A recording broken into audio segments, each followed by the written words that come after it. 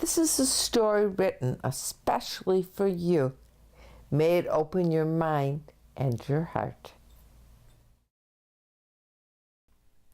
The molecule. One day a single molecule was reborn as a drop of ink. It occurred to the molecule that this was the very first time it had ever been a drop of ink. Suddenly an amazing thought came into its mind. Now that it was ink, maybe the molecule could write its own history. After all, the molecule had been part of so many things and had experienced so much that it had something very important to tell. Something very important indeed. Maybe the most important thing of all. The molecule looked around and, as luck would have it, spied a piece of paper right there on the desk beside it. The molecule took that as a sign that writing this story was the right thing to do, so it leaped from the ink bottle right onto the paper. The molecule knew it had to work very fast. After all, for ink, becoming absorbed in one's work has an entirely different meaning. The molecule first began by writing how we all learned in school that matter cannot be created or destroyed. You think this is true, it wrote, because you've been told it's true. But I know it's true because I have lived the reality of it. I started out as a molecule of water.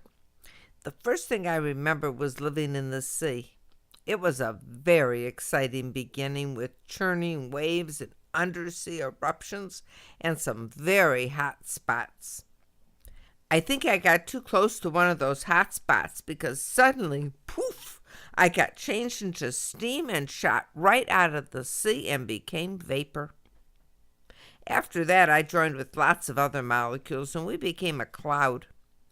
For a while, I just drifted around, but then I got so heavy, I turned into rain and fell all the way down onto a green leaf in a great forest.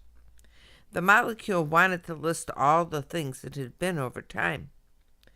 So, after I was on this green leaf, a big bear, it could have been a wolverine, well, anyway, something big and hairy ate the leaf, and for a while I was blood.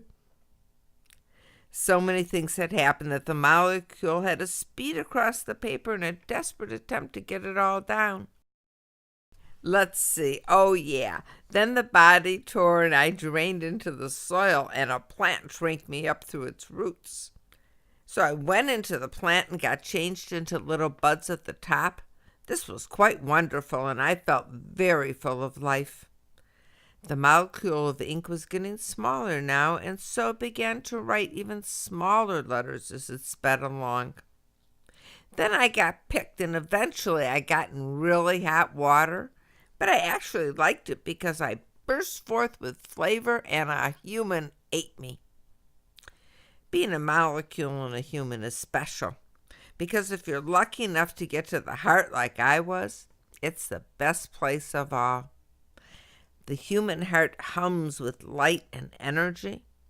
Every time the human has a good, loving, or grateful thought, the heart gets a jolt of wonderful energy that feels like nothing else in all of creation. I should know after all. Yep, I've been a part of many different kinds of humans since the beginning of time, and it's always the same. In their hearts, they all want the same things. They all love their babies, and they all grieve their lost loved ones. They all yearn so much for love, tenderness, hope, and understanding. It's sad humans can't see with their hearts. Eyes are really good things to be too, but seeing with your heart, well, that's the very best of all.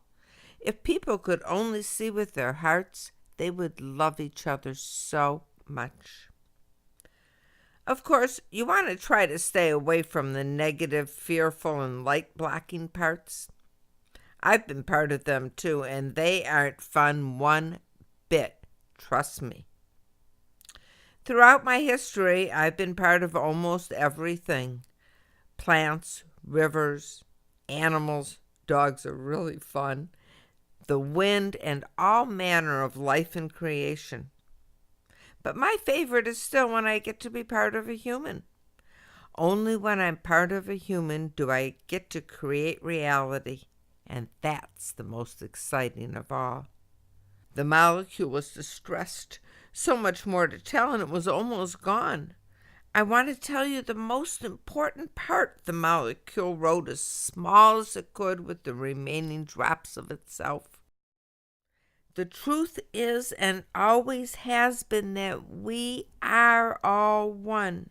Every part of every one of us is, has been, and will be again part of one another.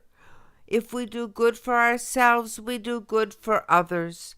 If we harm each other or any part of our planet, we harm ourselves. We are all one. The water, the rain, the grain, sharing our ever-changing molecules, each part of the other, sooner or later, each part of the other.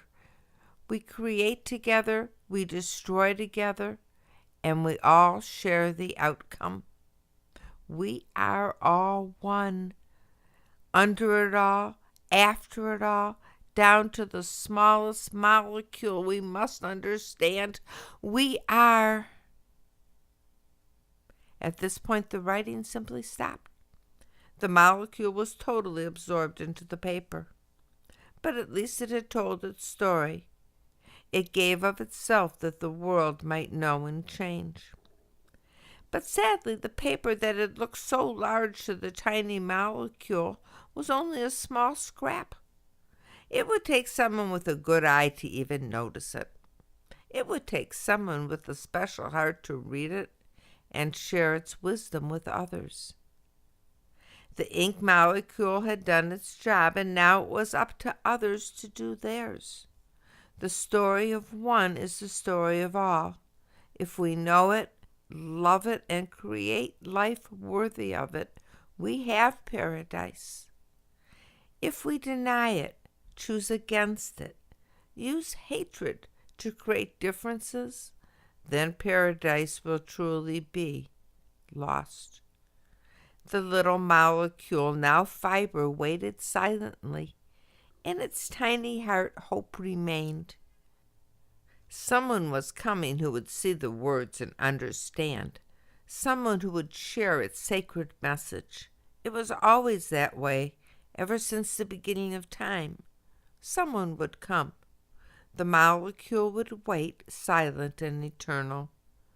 Someone will come. Perhaps it will be you. Perhaps it will be you.